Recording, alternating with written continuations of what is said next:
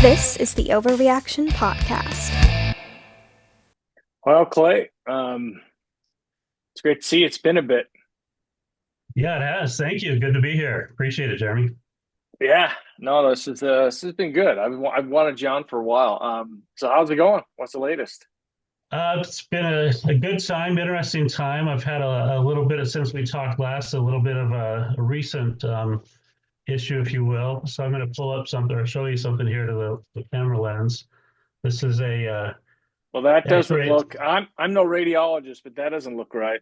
Yeah, no, that's an X-ray from last Saturday. So bike accident. I'm, Yes. I'm I'm not near the accomplished downhiller or hardcore mountain biker than you are. This was actually low key, pavement road bike.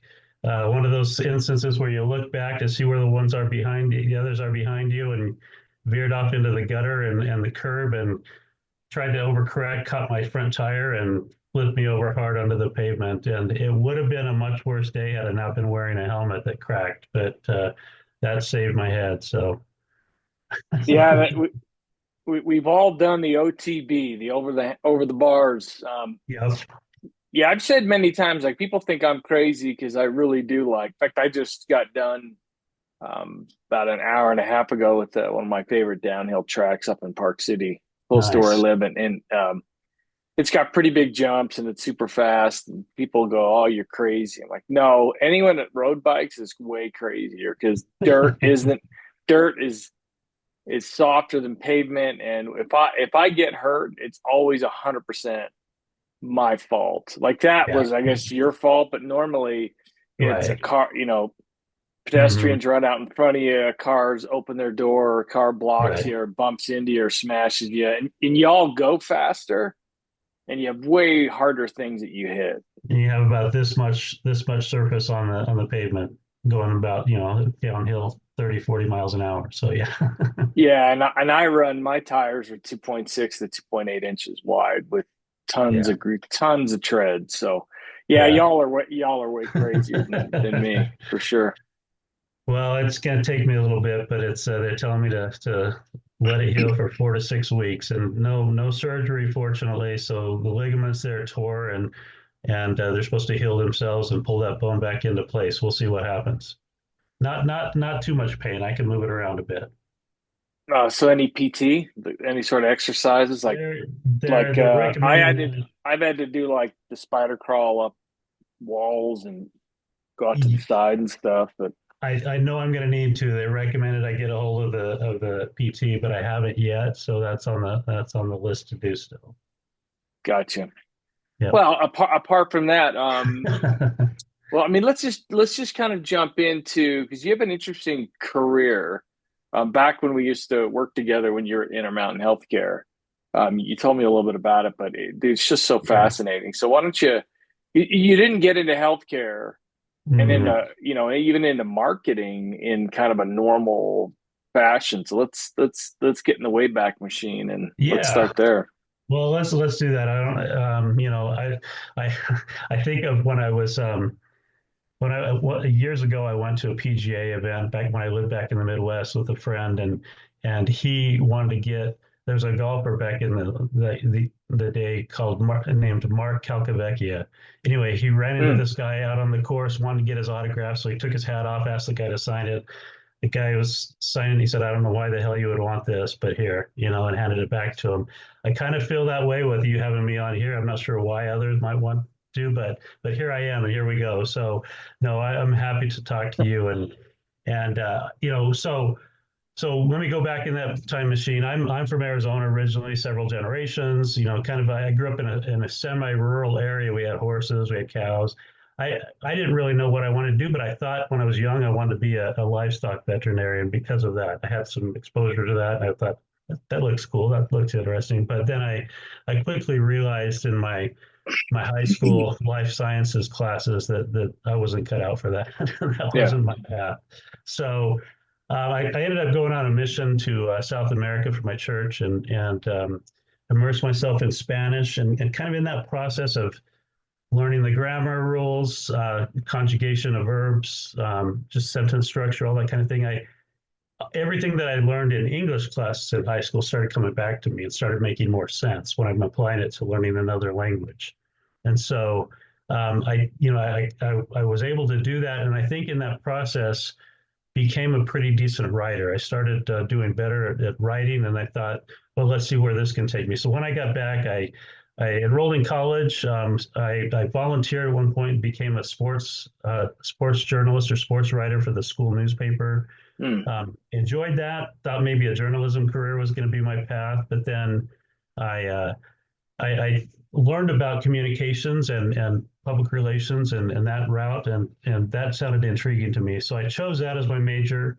Graduated with a degree in communications and PR, and went to work in the heavy industry sector, so heavy manufacturing, chemicals, paper, forest products, mining, and metals. So I kind of did about 14 years in that sector in the Midwest, then had an opportunity to come back to Arizona, which, the Western US is really kind of feels like it should be home to me. And so I wanted to get back and was able to do that. Had some good experiences, but I eventually transitioned out into the services sector, and I've been there since. So from a few different stops before I landed in healthcare, I was working in various services sectors in communications and PR, and gradually more and more marketing roles.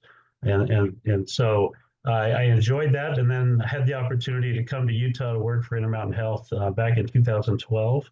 Was hired in as a marketing and communications leader, and I had the chance to work on some great projects and great issues over the next 12 or 11-ish years. So here I am now. I'm working on what my next chapter is going to be. I'm not with Intermountain Health anymore. Have a lot to offer, either an employer as a leader or offer to clients as a consultant. So I'm trying to figure that out, working on that next chapter, and stay tuned. Hope to have some news. Yeah, super cool. So, what was the transition to healthcare like? Like, what was, from a marketing perspective, what was similar? And then what did you have to learn, and what was different? And so, what was that transition like, and what? If you jump in that a little bit, I think it'd be really interesting. Yeah, no, that's good. There's a lot of things, and we can kind of talk through some of things. And feel free to interrupt me and share your own thoughts on some of these observations as I kind of give them, and kind of what my experience has been. But first of all, complexity and regulation. I mean, I transitioned from various industry sectors from time to time through my career, and that went pretty smoothly. I was learning new businesses, learning new issues, but that transition happened pretty smoothly. Healthcare was a different beast for me. It was, the complexity of even the business models of payer systems and that kind of thing was different for me to understand and wrap my head around, and then of course the regulatory side of it, and highly regulated. But so that piece of it, what I found was a reluctance to change. There's the healthcare isn't super agile. If that's probably an understatement, but it's risk averse, and rightfully so in many cases. I mean, life and death decisions. People in the healthcare space are used to making decisions based on evidence and strong evidence, and after a lot of analysis. And so there's a bit of a risk aversion. There's some bureaucracy, of course. So that reluctance to change, delays in execution. It takes a long time to get decisions made in healthcare, and that's something that was kind of newer to me. I'm used to some of that bureaucracy, but over the years we've learned to navigate it pretty easily, and had executives say, hey, if that's going to resonate with the customer, let's go with it. In healthcare, you get a lot more discussion and analysis. It just takes long, and there's a whole compliance side of that delays that process as well. I think that, well, we're going to talk about this, and there's a lot to say about this, but there's a lack of consumer focus. I think that too much of the marketing that we develop in healthcare seems to be focused on pleasing internal stakeholders. Do the physicians like it? Do the leaders like it? Does the board like it? and what that leads to is kind of sticking to safe ground. And sameness. Everyone kind of looks the same, feels the same in healthcare marketing because of that. I think we go with what we've done before. We kind of stick with, pleasant scenarios, all that kind of thing. There's not a lot of boldness. And so that's my next point is that it's lacking boldness in terms of healthcare marketing. And, there's, like I said, we play it safe. We kind of do what others do in healthcare. And there's an opportunity. I was listening to a show just recently, and they were talking about an example, and I don't have a lot of detail on this, but it was during COVID, and it was about trying to get people within a certain market, a health system, trying to get a targeted segment of their population, younger minority males, to take the COVID vaccine, and they were under vaccinated, and they were starting to show up in higher numbers in the ER at the hospitals, and so they were working on a campaign to motivate people, this specific target, to get vaccinated. And the way it was described to me in the visual, I wish I had it here to show you, but it was a person from that demographic in the photograph, just stark background with that person with a Band-Aid on the shoulder that says, "This shot matters!" ! But instead of the O in shot, it had a heart graphic placed over it. And so, the double entendre there of this shite matters, and anyway, I thought there's not a lot of health systems that would go forward with something like that in communicating with that audience. But what I understand is that it really resonated with them. Yeah. And it made a difference, and they started seeing that change. And so that kind of bold approach, I think, could serve us well. It's just not common, and it needs to be more common in healthcare. Not necessarily saying every campaign needs to be laced with some double entendre vulgarity kind of a thing. Sure. But, you know what I mean? So anyway, then the other observation that I have is that healthcare marketing is very heavy on jargon. There's a lot of terms, and I'm guilty of some of these in some of the work that I've done. I admit that, but there's terms that we use every day that we fully understand, but our audience doesn't. Value-based care, population health, even calling doctors providers. I mean, we use the term provider commonplace, but that doesn't resonate with the normal consumer, or preferred providers, or primary care, or whole person health, or integrative medicine, or anything centric, patient centric, whatever it might be. I mean, those are terms that we're using talking to ourselves, but they don't resonate with audiences. That's another observation I guess I had in that transition. I don't think there's enough of a focus on digital first impressions. So, websites are clunky. They're badly outdated. It's just everyone's working to improve that and fix it, but it's slow, and it's not, most haven't yet quite caught up to where they need to be. I think there's a lot of stale and recycled content and messaging. We see the same kinds of campaigns that come around, National Heart Awareness Month or Cancer Awareness Month or whatever. And those observations are good. They need to be honored and respected. But the content that we see around those things is often the same thing from year to year. And you can go back 10 years and look at what was put out for one of those observations, and it could be recycled and reused today, because people aren't just quite thinking of what's new and fresh and resonates. And then the other thing, the last point I'll make, Jeremy, is I think that there's an authenticity gap in healthcare marketing.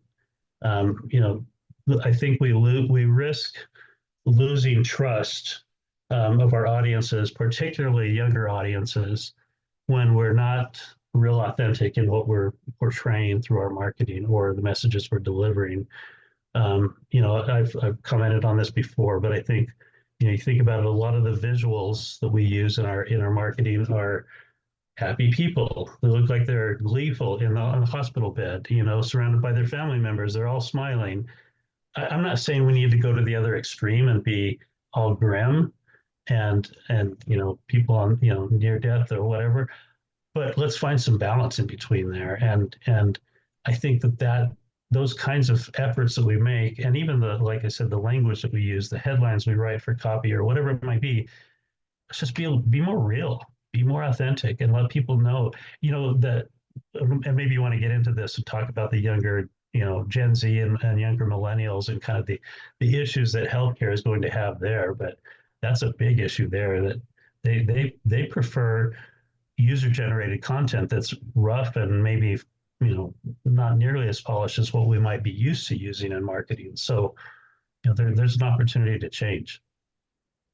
No, you're speaking my language, man. I'll tell you that, because if you follow any of my stuff on LinkedIn, I'm always like punching a different, well, pretty much anything. In fact, I think I did a couple this morning, but it's interesting where healthcare's tried to move to you talk about population health management, right? Well, what's the key to that? It's trying to identify and have right data on this very specific population. The better data, the better things you know about them, then you can adapt care and everything to them. And hopefully they're healthier, they're spending less time in the hospital or in the clinic or getting treated or whatever, and you're able to get a better value for everyone in the chain. So the same thing with, now again, as you've seen, most organizations can't even do that very well. Right. They've struggled quite a bit, and in marketing, it really is a one size fits all. I get that it's, well, no, if we're talking about our new women's center, they're going to have some stuff that's Right. looks more like them. I said, yeah, but making things pink and balloons didn't really change your approach. You just put it was a different vinyl covering on it, and that's all Right. you've done, and it Right. just doesn't resonate. Mm-hmm. And like you said, and I've noticed it forever, even before I got into healthcare 2 decades ago, the pictures of people in hospitals and clinics smiling, you're like, yeah, you just don't, it looks weird. It almost looks like those horror movies where the people are all like, and Yeah. something, and you're just like, something is really, this is wrong. It's not just a disconnect. It's like, you can like, something's wrong. This Right. isn't, I've been in the hospital. I didn't look like that. You're Just showing no one can actually um, put themselves in that position. They can't identify with what they're seeing. Yet that's the whole purpose, is you're trying to identify. Now, you don't need to have people screaming with, arterial blood squirting up you don't need that, but it should be like yeah. someone like this, and other people around them maybe look a little happy, but they look concerned, but they're not, no one's Yeah. freaking out. Yeah. You can Exactly. make There's a it off, happy medium. because Yeah. with marketing, it is supposed to, you have a message that's supposed to resonate. Mm-hmm. And I get that there's, some obfuscation, a little bit of BS that goes on with marketing. I get that you're trying to make, it's a little overly optimistic, a little overly glowing, but where it's such a disconnect, you basically lose the opportunity to have that connection, because people just say, this is so fake. It's so Right. beyond fake. I can't identify with it. It's not resonating with me. Hence your organization isn't resonating with me. Exactly. And that's what happened. And all of a sudden the technical jargon. I did a call, actually it was a podcast a few weeks ago with Zafar Chowdhury, who's a CIO and a physician at Seattle Children's, and we Mm-hmm. talked about that. I was riffing on how it's like a more serious encounter with your mechanic, Right. where you don't understand the terms. They're keeping you crazily ignorant. They talk down to you. They make you worried. Like, if you don't get this Fetzer valve, your car's going to blow up. And sometimes it's just utter BS. And because you're so ignorant as a customer, you don't feel like you can test and challenge and question, et cetera, unless you've watched a bunch of YouTube videos. Yeah. Within the mechanic kind of acts like, hey, how dare you? And it's way worse on the physician side, because Right. physicians, by and large, there are some fantastic ones, by and large, don't want to be challenged. exactly. They're No, overworked. Their EHRs are sucking massive amounts of their time. The last thing they want is some, pasty, bald Jerry like me questioning them, even though I'm like, I, I really know I don't know how to necessarily treat myself, but I can very clearly tell you how I feel, what my symptoms are. And when you start throwing out all these terms like, oh, CPOD, not to think I don't have that, people don't have any idea what you're talking about. And I honestly right. feel like it happens. It's a mechanism, a program that is used by clinicians to stamp their authority so you as a patient will just shut the frick up and don't question me, which Yeah, is not a great experience, no, it right? isn't. A patient leaves it feeling very frustrated. I'm just doing these things because the doctor said. And the second something that the doctor said that didn't work, they use that as an excuse to, I'm never going back. They Yeah, said to do this. They treated me like I was an idiot. They talked down to me. I had to wait around forever. I didn't feel like the customer at all. I was waiting for them. They rescheduled. I had to sit out there for 45 minutes. I had another meeting I had to get to in an hour. I'm here for 2 hours. They make me feel like I'm inconveniencing them. And so the second something doesn't work exactly the way that hospital or that clinician said it would, you just open the door because the experience sucked so bad all the way through. But the yeah, marketing and the messaging was, come here, we're happy, we're right, fantastic, we're right. great. And then it's, okay, well, you Yeah, just reinforced my fears and concerns that I had yeah, all the way through. absolutely. Well, I can tell you, to use your term, as a pasty bald Jerry, as I was sitting on the hospital bed in the ER on Saturday. Um, Fortunately, my experience was different this time, and I Yeah, had a great nursing staff and physician who came in, took some time, was and of course this wasn't life and death. I wasn't smiling like some of those images sure. that they might use, but I wasn't, it wasn't life or death. And we had good conversation. I understood they didn't talk down to me in that case. So there are those good experiences. There are those good 100%. things. Yep. I totally hear what you're saying. What you're describing is just such a systemic problem across healthcare, and this whole focus on just humanizing and treating people with respect and Yeah, think about this. I don't mean to interrupt, but you got no, me thinking about something. Because I'm finally a grandpa for the first time a couple nice, weeks ago. congrats. Um, so going to visit my daughter-in-law and my son in the hospital, Yeah, and I've been thinking about this many times because I used to, before COVID, I had the whole our COVID insane reaction as a society. I used to do a lot of biz travel. I'd go to hospitals, go to trade shows. That just ruined it for me. I'm like, I'm I'm not going to do this anymore, or at least not much. So I'd go visit a lot of hospitals. What was so interesting to me is I contrasted it when I would go visit companies like Epic or Cerner or Microsoft, et cetera. So me as a customer visiting them as a visitor, the best parking was right by the entrance. right, right. Forget that at a hospital. The doctors, the employees, they're right by it. And you got to walk. Like I went to UVRMC to visit my family man for something else. Dude, it's a 2 block walk, 2.5 block walk at least to get there. And again, I don't mind walking. I'm Right. super athletic and healthy and all that kind of stuff. Not athletic. I'm healthy. Mhm. And so walking 2.5 blocks isn't anything. But then, with my wife and my daughters, et cetera, and then it was like January, it's freezing blizzard and they're Right, walking two and a right. half blocks. So my brain just everything in healthcare, and I don't mean to rant. So actually, I do. It just tells the customer, the patient, this isn't about you. It should be about They're you, but it's secondary. Yeah, yeah, right. you're secondary.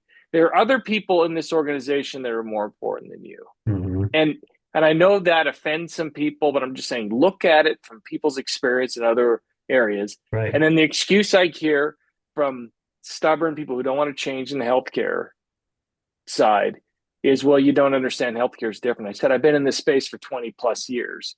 Yeah, you I'm do not a understand. doctor. I ain't an idiot.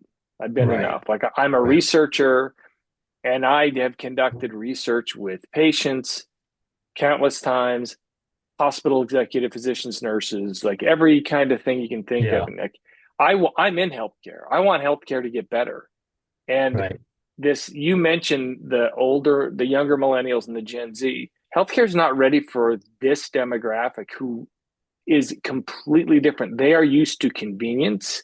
Yep. They aren't used to being um, talked down to. They're almost used to being talked up to, needlessly so. They shouldn't be, frankly, treated as well, I think, in some institutions as they have been with Right. kid gloves.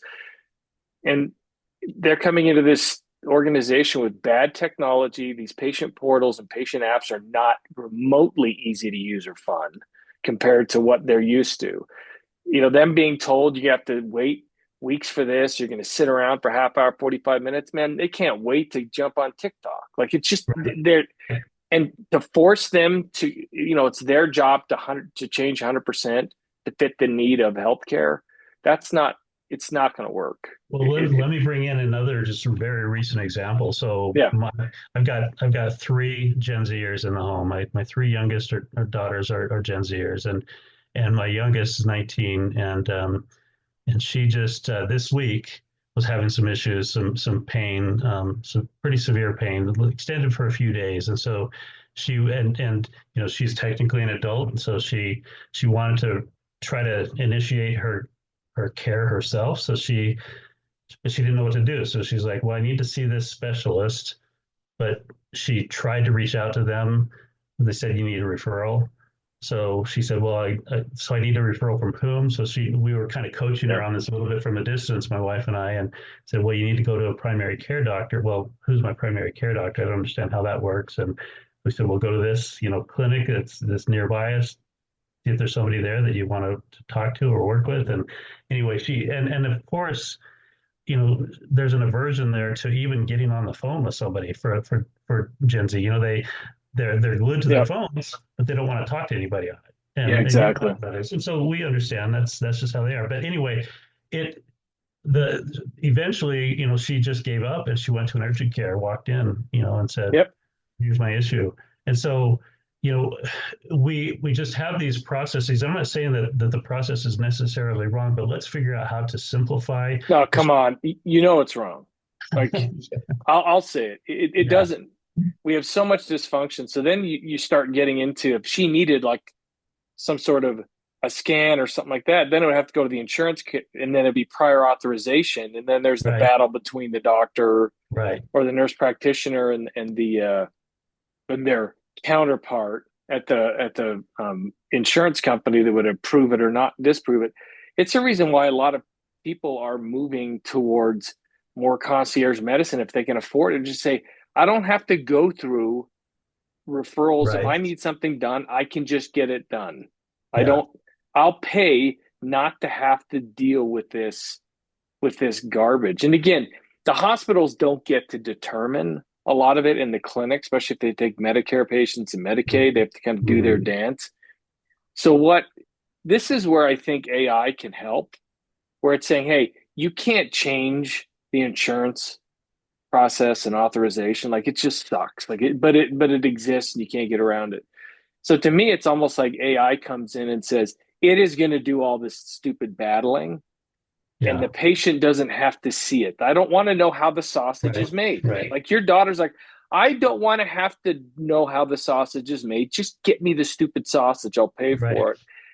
And that's where AI, and it would be interesting to see hospitals and clinics try to say, we're going to try to shield as much as this as possible because Hmm. we want our patients to be happy. Now, should Yeah, we have to deal with this? No, but we're yeah, better suited to deal with it than the patient is.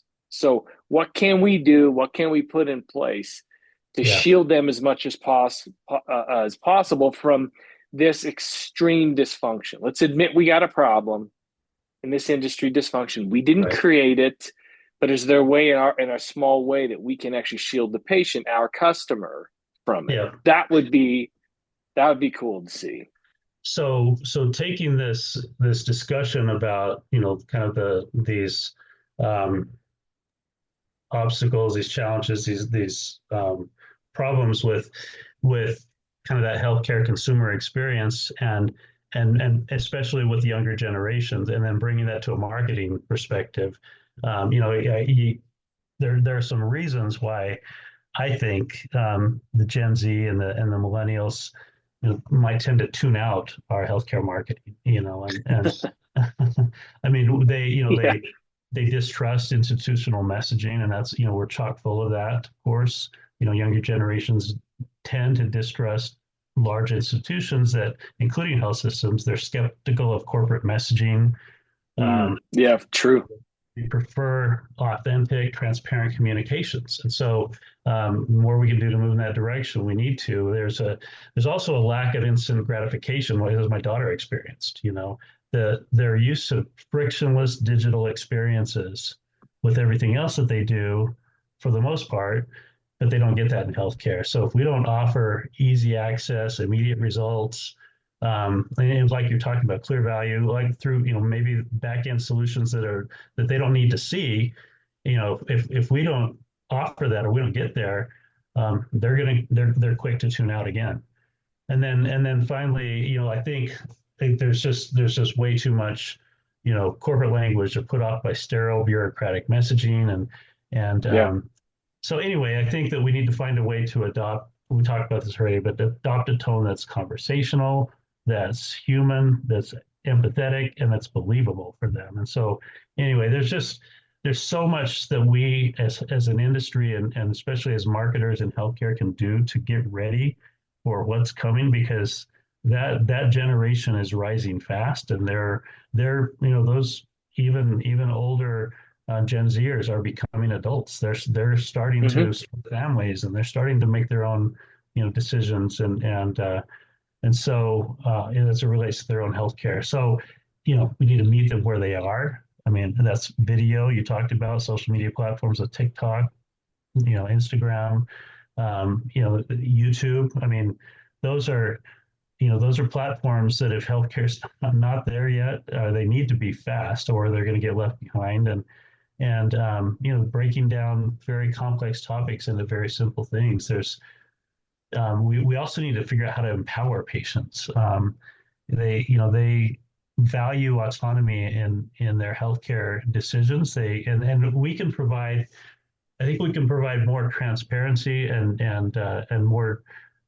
more information on treatment options, and pricing, and patient reviews. Some of those things that they do their research. They're not dumb. I mean, anything else they're buying, they're going out there. They're not necessarily impulsive. They kind of understand how to research. If we give them the tools, they'll do that in Yep. healthcare. So provide that. I think virtual care. It's here to stay. We know that. That's Well, and what. that's where they want to start first. I mean, I'm kind of the same way. Like, if I can just get an answer and Yeah, talk to somebody, totally agree. um, because I have same thing. I think my oldest son is maybe like the youngest millennial. Like, when is the millennial cutoff? Is it 99 or I, 96? Like, when? no, it's 90. I think it's 99, because I've got two that fall into that very young millennial, and then down Yeah. to, yeah, Gen Yeah. Z. So my oldest son, I guess, is technically a millennial. Like, he's about the youngest of the millennials. And then my other Mhm. daughters are Gen Z, older Gen Zers. They will do, especially my daughters will do anything not to go to see a doctor, like Yeah, literally anything. yeah, I mean, we're a pretty healthy family. right. We don't eat a lot of sugar here and stuff like that, because my wife's really awesome about that, and I've kind of Yeah. fallen in line. Um, and so, like, going to the doctor is kind of the last. It's not the first thing they do. It's like, okay, if we can't figure it out in other Mhm. ways, okay, then we'll go to which I Yep. guess probably kind of makes sense anyway. Uh, and but they will avoid it even when they should go, because it just sucks. Like, I can't pay Right. online. That, like, the online pay sucks. The online scheduling sucks. Trying to just get a quick answers to something, it isn't quick. Like, everything is complicated. It's obfuscated. There's enormous amount of friction. It just doesn't. It is not adapted even a little bit Right. to that.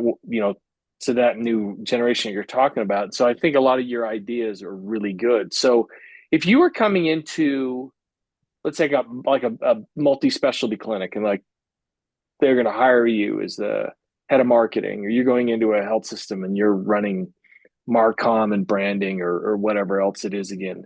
Like where would you start? And and again, everything would be different. Like each institution is unique that way. But is there some Right. like basic principles you'd say, here's what I would evaluate, and here's kind of what I would do next, and here's some just basic principles and suggestions that are just, yeah, I want to see kind of how your mind works. 'Cause I'm not a marketing person. I know what works and what doesn't, but I actually can't do it. I Yeah. couldn't put anything in place. Oh, I think you probably underestimate yourself, Jeremy. I think you got a pretty good handle on it, but No, but I I hear what you're couldn't do saying. it. Like because when we do research, so people that use our platform, whether they're clinics or hospitals or vendors or payers or whatever, we help them make sure that if they're going to run a survey to their patients, or they're going to run a survey to their customers or their market or their providers or whatever it is. So there's certainly a aspect of marketing there, because the messaging that we obsess helping them get their messaging right, and people almost universally are really bad at that. They think they know how to write an email or a text. They don't. It's super academic. It's not compelling. It's not specific to their audience, and hence that dog don't hunt. And so, Right. yeah, Right. I mean, that's what I'm saying is I can see what a good marketing outcome or program is, but I couldn't build it. I couldn't put it into place. I don't know all the machinations. That I Yeah. don't. That I don't know. Well, so, to answer your question, I think there are template approaches that people could take in those situations, but that's not kind of how I would operate necessarily in a situation like that scenario you painted. I, and it's not going to be a real clean explanation, but that's okay. I'll just kind of talk through how my mind would work here. One Sure. of the first things I want to do is just get data. I'd like to understand, you know, who they're seeing now, what their demographics are of their target market. What should, are they missing out on a big segment? Are they heavy in one area of the population, that, and why is that? What are those drivers and what are the issues? What are their differentiators? And try to understand, exactly what it is about them that people either like or in some cases don't like, and why do they go to their competitors? What is the competitive landscape? Try to truly understand that too. Is somebody else just cleaning your clock, or are you guys, are you doing pretty well and keeping up, and just try to get a sense of all that. I'm just download as much information as I can, as quickly as I can, digest it, try to make sense of it, ask a lot of questions to kind of figure it all out, and spend some time talking not just to the leadership there, but to to everyone else involved, the middle management group, frontline folks, the front desk person, whoever it might be. Just try to understand and get a feel for what their experience has been, what they're seeing, and of course, as much patient reaction, patient response, data that we can get our hands on to really truly understand kind of how people see us. What do they think, and what are they expecting that we're not there on, or what is exceeding their expectations if there's something. So let's get a handle on all of that, and then start to just say, okay, align that with our objectives. What do we want to be? What do we want this to grow into? And find out what those business objectives are, and build marketing objectives that support and sustain and kind of advance those. And so, and then we kind of get down the path of creative, strategy, and how are we going to, use all the marketing tools in the toolbox to achieve those objectives, and get the right messaging in front of people. Let's spend a lot of time getting our messaging right. We've talked about that in our discussion today with our audiences about authenticity and believability. Let's really focus on that.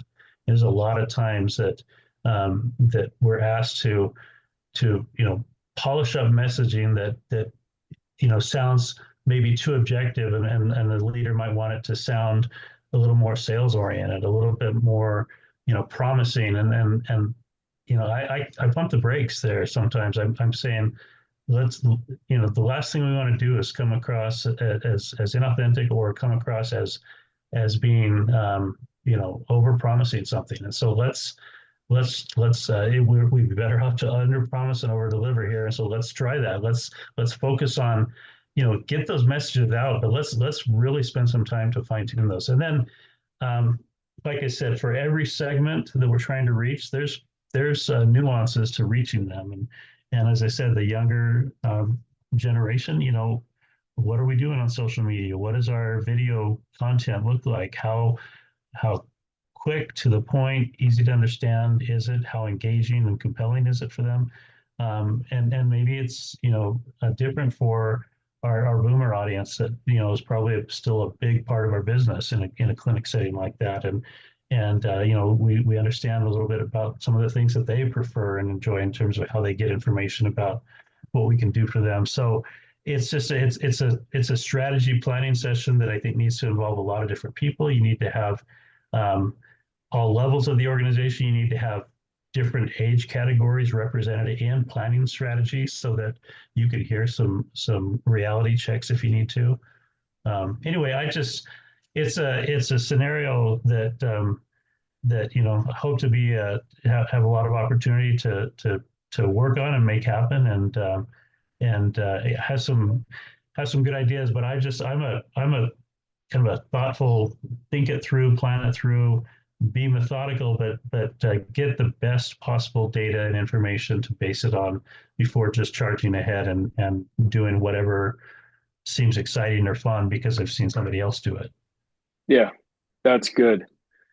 So what are some things that you've seen, maybe it's marketing campaigns or messaging campaigns or branding or whatever it is in healthcare, maybe a couple examples where someone's done it really, really well, and you don't have to name names. And then what's an example or two of like some of the worst that you've seen where you just like, that was a car accident. And again, we don't got to, I don't mind naming names because I'm used to the blowback, but you need to be a little more careful. But because I could tell stories from the research and surveying and analysis side. I have so many on both, but from a marketing perspective, especially in the healthcare space, so there are a couple examples like you mentioned, like every shot matters or this shot matters or really matters or whatever it is. That was an example, obviously, for a certain demographic where it was targeted and successful. So that's an example of that dog hunted super well, and here's why. But are there any others you've seen that was a home run? Maybe in healthcare, the biggest you can hit's a triple. Like maybe there's no such thing as home runs, but and then maybe talk to some of them more specifically rather than generically that just it didn't work. Like these don't work and they fail.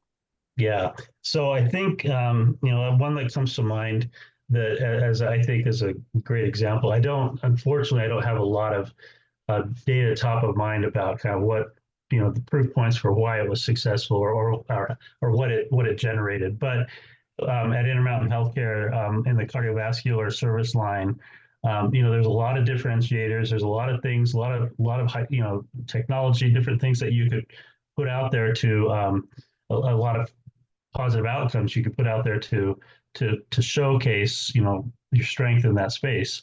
And one of the strongest ads that I saw that Intermountain did, it resonated most with me anyway, as a healthcare marketer, but also as a consumer, was a tight shot of somebody reaching down, lacing up their running shoes.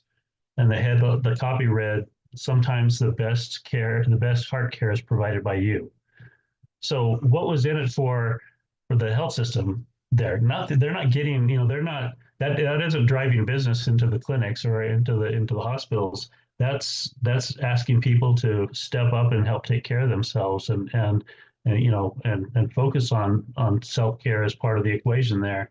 And to me, that resonated because I'm assuming that a hospital system that has the confidence to do that knows it's pretty strong in its other more clinical acute care capabilities. So So and again, like I said, I don't have data on kind of, I don't remember all the specifics. That was going back probably 7, 8 years ago or something like that. I don't know all the specifics on kind of how that resonated with audience, but it went through a testing phase, and so it moved forward. I remember seeing it on some billboards along I-15 here in Salt Lake City. So that was a good example. There's another one, and I don't, again, on this one, I don't have all the back data because it was, some colleagues and others that created it, and it was bold, but I don't know I don't know exactly how effective, but it kind of struck me as something that's maybe going a bit too far. And so, if you're familiar with Intermountain launched a program, and I'm not trying to disparage in any way, one of the greatest health systems out there, and Sure. but there was they launched a study. Even Hall of Fame quarterbacks like Steve Young throw a pick six. Exactly. No one gets everything right. So the precision medicine team was launching a big study called HerediGene, and it was targeting getting 500,000 people to donate DNA samples or genome samples to basically map this into a broader database where they could really look at populations and understand kind of what what I can't describe it real well, but what led to what leads to certain instances of disease or conditions. And in return for doing that, for people volunteering to donate, they would give you direct access to your own genome patterns, and you can understand what risks you might have personally for any disease or whether it be cancer or whatever it might be. And so they highlighted in this campaign to try to recruit participants in the study. They highlighted some people who were telling their personal stories about, my dad died of this disease, but my kids don't have to, and their kids don't have to. If we can, participate in the study, find out early enough about, risk factors or treatment or conditions that we might have and treatment options that can intervene earlier. So anyway, that's what the campaign was themed on. But the one creative spot that I'm thinking of here, it's all black and white, very stark. I don't know if you remember this or if you've seen it, but it starts with a tight shot of a woman's face, and it starts backing up and panning back. And when you pan back, she's not wearing anything from the waist up, but she's had a double mastectomy, and so she's got scars. Yeah, I remember that. I remember that's woof. Yeah. So that's pretty bold and pretty out there, and I don't know exactly. I wish I had the fear. data. The thing is that fear isn't a sustaining motivator. Right. It just doesn't in any part of life. Like we see the same thing where I've had some discussions with some of my friends that are I'd probably call them pretty extreme on the environmental side. And I've talked to them and said, well, the problem is a lot of your models are super inaccurate, but you proclaim that they're highly accurate and that we should take action based on it. But when it doesn't work, you slowly destroy your own credibility. And I said but the bigger point is, I said, y'all have a marketing problem. Y'all don't get marketing.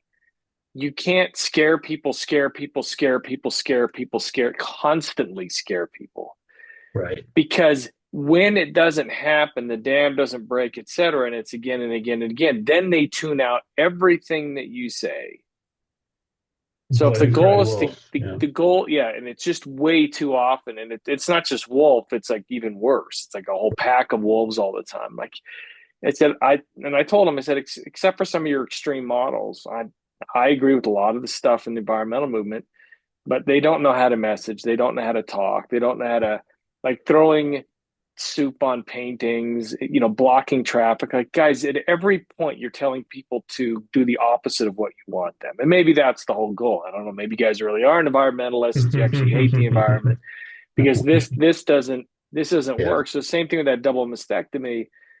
I mean, that was just so brutal. I was so turned off and my wife as well. I remember this now. It was just like, oh my God, I don't want anything And to do with I this. would consider you a progressive thinker and open to boldness, but that was over the line. It's not gonna motivate me. Like Right. it was such a turn off. It's like you don't need to try to terrify me into, oh, now give you some of my genetic material so you can do analysis and add to the process. Like, go with something better. Like, I'll be able to live longer, or I'll be Yeah. able to do more. Not, frick, I'm Right. gonna die. If it doesn't happen, it's gonna be death. And my mom died of breast cancer. Yeah. So I'm more attuned to, you know, and that helped me. Like, I just want to be healthier, but you're going to try to use some shock, fear value. My reaction is I almost want to do the opposite of what you're trying to tell me to do. If you're Right. using fear to motivate me, and I think a lot of people are like this, maybe not extreme as me, they're going to have a tendency to push back and not do what you want them to do. Right. I agree. Yeah, a lot of times in the marketing space and with ad agencies and in-house marketing partners, when you're proposing campaign creative concepts like that, they'll kind of take a tiered approach. They'll maybe come in with three options. You know, a safe bet that is you know the kind of traditional what we've done before. You know, it's kind of a good fallback. Something to the extreme that maybe is beyond really what you want to do, but you kind of are hoping to maybe shock the client to kind of think, whoa, that's pretty far. And then the one you really want in the middle that is, you know, maybe a little bit on the, you know, that's a bit of a stretch or bolder, but that's the one you want them to kind of come to and settle on. And I don't know if that was, I wasn't part of that discussion and part of that creative process in this one. So I don't know exactly where they came in, but it kind of makes me think maybe they just threw something outrageous out there, just thinking that they'll never go for that, and they did. And so you have to be prepared, I guess, to if you're Let, going let, to hard. let me show you a video that actually was actually pretty effective. I want to let me see if I can share my screen if it works. Yeah. I don't do oh, let's see this.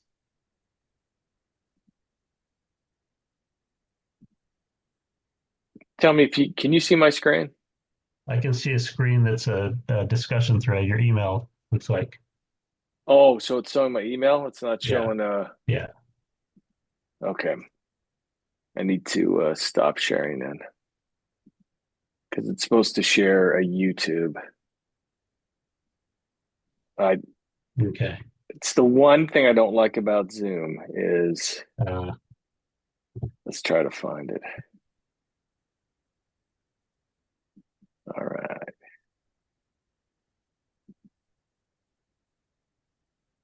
Here we go. Now we're on YouTube. It looks like. Okay. Let's see if this works. Can you hear that? Can't hear it. I can see the video. No, it's So you can't muted. hear it. It's muted on my Oh, end. Yeah. oh, that sucks. That's too bad. I'll send it to you. Okay. It's this thing we put together because this was like 11 years ago. We came up with it was our first foray into patient feedback, Uh-huh. and we showed it at HIMSS. I mean, the response it was great. Well, my problem was I didn't have the right development team, and so as we tried to expand, we got to add self-service options to this patient feedback, patient Mm. surveying platform. Um, I just had the wrong guy, so we couldn't do it right. But I'll send it to you later. It's pretty darn funny. In fact, maybe I'll try to download it. Yeah. But I look forward to seeing that. It'll be good. So, one of the other things I wondered if yeah, you want. we only got like 4 or 5 minutes. I'll start I won't try to show this to us, but yeah, we only got like 4 or 5 minutes, and we got to wrap this thing up. But Yeah. what else haven't we talked about? We should be jumping into in the last few minutes. Well, I don't know if there's enough time, but I thought you might want to talk a little bit about M&A. Yeah, Um, no, let's end there. That is a uh, crazy hot topic in it healthcare right is. now. It is. And, you know, so obviously speeding up from 2019 to 2012, I led the communications process for 6 major deals at Intermountain Health. 4 of them crossed the finish line, 2 of them didn't, that I'm not at liberty, as you understand, to talk about. Of course. Um, but I think we're as you know, we're seeing it continue now with big tech, with private equity jumping in, and so it's a bit crazy, but and so leading it from a healthcare communications and marketing standpoint is interesting. The messaging needs to be done very carefully. I think way too often we just jump to overpromising benefits, and I think we had to be even careful about that when I was in that space myself. We overpromise benefits that don't always come through. I mean, and studies have proven out, cost savings, they're often usually they're promised, but they're not realized. Greater market power ends up leading to higher prices, not lower prices. Access, to services doesn't always improve. So anyway, there are some exceptions, and there are some great benefits that have come from some of those M&As, but those are rare. And so, it's you just there. I think there's some other good reasoning that you can cite for doing this, but I think cost savings and improved access to care. I'm not sure that those are necessarily the things. There's some others, more specific ones I can think of that I would focus on, assuming it applies. We're back to seeing your LinkedIn page here, Jeremy. Is that where you want to be? I'm just while you're talking, I'm just pulling that up. Oh yeah. So Oh, I've done your survey. I do Okay. so much M&A research through our platform, but then I do it on LinkedIn as well. And Yeah. it's there's a lot of, I mean, you have big tech, like you said, that's acquiring and starting their own private equities, buying up. They've been doing that forever. Yeah. Insurance companies are buying up. And now you got med device and life sciences companies like Yeah. McKesson and Cardinal, they're buying up. And so there's just a lot of concern. So I'm like, oh, I'm going to go launch some stuff. Private equity and insurance companies are kind of Yeah. are the ones that concern most people in healthcare the most about all this merger and Yeah. acquisition. So that I just while you were talking, I didn't want to get distracted, but Oh just kind no, of no show problem. that there's a lot of concern. No, that's good that you got that. You pulled it up and shared that. Yeah. I can speak to the health system, decisions and some of the motivating factors there, and what I really like and what I would want to promise or focus messaging and promises on are around things that really can happen, like maybe enhancing access to specialized care. When Intermountain Health went into the Las Vegas market in 2019, one of the first things we did, we said we're not going to set up hospitals here. There's enough hospital capacity. That's not what we're trying to do. We bought a medical group with 65 clinics across the area, but what they didn't have was lacking some pediatric specialty in that market, and so they were exporting a lot of their pediatric patients that needed specialized care to either Southern California or Salt Lake City.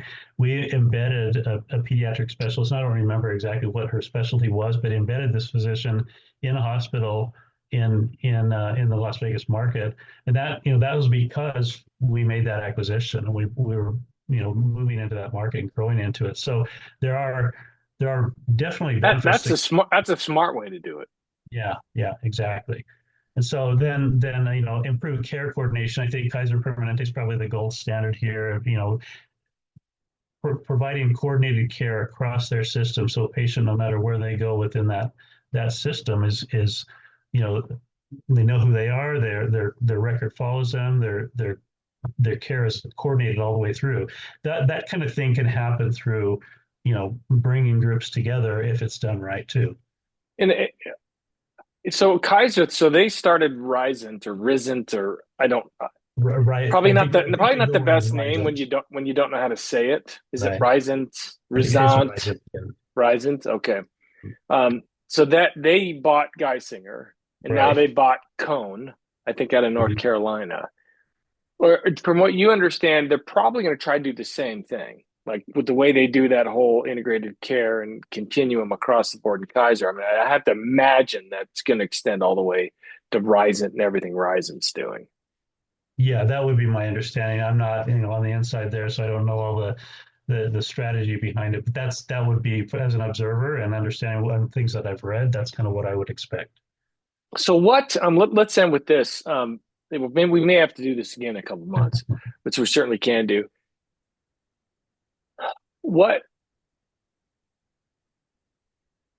when it comes to the M&A, what have you seen that is consistently a mistake that, because you saw it in Mountain Healthcare and you know other people in other industries, Right. what is a kind of a consistent mistake they make in M&A? Mm-hmm. And then, just do mistake. And then I guess what would be the second part, two-part question is, what should they be doing instead? Yeah. So in terms of mistakes, I think one of the biggest things is underestimating the difficulty of integration. Putting two together. I mean, we like to say 1+1 = 3. Sometimes 1+1 equals 1/2 or something. You end up with a little bit one less. 1+1 is 0.75. Yeah. Yeah, that's what it feels like sometimes. Right. So anyway, I think that's one of the things is underestimating the difficulty and the challenge of that. But I guess it's the same. The main thing is probably the point that I made earlier about overpromising and not really being as fact-based as you need to be in terms of selling the merger, the early combination or the acquisition. It's I think people appreciate being straightforward. If an organization's in distress, that's a reason for kind of coming in, trying to prop them up, help them out, turn things around, and that's not always the case. I know that in some of the Intermountain activity, there were not distress systems. There were just two strong organizations joining together. But that whole notion of just saying it's about better service for the patient and lower cost, lower prices for the patients, it's just that doesn't really resonate. It's there could be some benefits for the patient, but it's not pricing and it's not usually access. It could be in the case of maybe rural healthcare, a system that joins with another maybe can provide more services out in rural areas. But for the most part, in existing facilities, that's not the case. So I think, that would be the main thing, is just be more fact-based and truthful in terms of what these benefits are going to be. And maybe even a little bit more forthcoming about the fact that combining and scaling up, getting larger, gives you more bargaining power when it comes to payers. And you can maybe, have a little bit more say in those negotiations. So anyway, that's what comes to mind immediately. I'm sure there's a lot of other reasons for what we need to do going forward in terms of changing how M&A in healthcare gets positioned. But it needs to be thoughtful. It needs to be authentic, and how we message about it. So that's a great place to finish. This has been awesome, man. Yeah. Super great. So I'll put your LinkedIn profile in the description of the podcast below. Is there so people can follow you, they can reach out to you however they want to. Is there any, are you on Twitter, or if there's any other sort of place people should find you at, send it over to me and I'll make sure that it's in the description. Will do. I was very, very active on Twitter for a long time and kind of have soured on it a bit lately. I have a presence there, but it's more to kind of monitor and watch some news that's happening, breaking, than anything. So I'm not posting much there anymore. But I'm not saying that others shouldn't. It's just it's not quite kind of my cup of tea to at least post about things. But anyway, so LinkedIn is probably the best thing. I'm spending a lot of time there these days, and I appreciate this. Thanks for giving me a chance to chat. I really enjoyed the conversation we had. Likewise. And hey, be careful on the bike out there. Don't end up in the ER. I've been there many times. It's a second home. I feels like. Anyway, Clay, my friend. Yeah. Have a good one, brother. Thank you. You too. We'll see you. Bye. Yeah. Bye.